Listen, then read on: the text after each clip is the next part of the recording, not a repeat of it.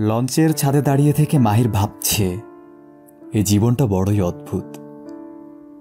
সম্পর্কের নানা রকম বাধা থাকতে হয়, একার জীবন, একলা লড়াই। অথচ সেই জীবনে কত চাওয়া পাওয়ার হিসেব। নিজের চেয়ে বেশি চাওয়া পাওয়ার হিসেব থাকে আপন মানুষের। চাওয়া থেমে নেই, চাওয়া পাওয়ার হিসেব কখনোই মিলে না।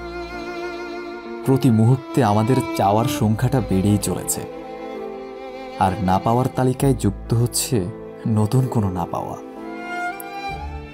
রংচঙে জীবনের জংধরা স্বপ্নেরা একান্তেই হামাগুড়ি দেয়। একা হাঁটছি, জানি না কোথায় যাব।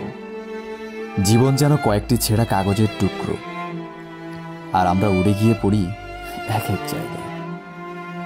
আমাদের অনেক আফসোস, আমাদের জীবনে এটা নেই, ওটা নেই। কেন ওটা নেই? কেন? জীবন যেন একটা প্রশ্নপত্র, যার উত্তর সন্ধান করতে হয় জীবনভর।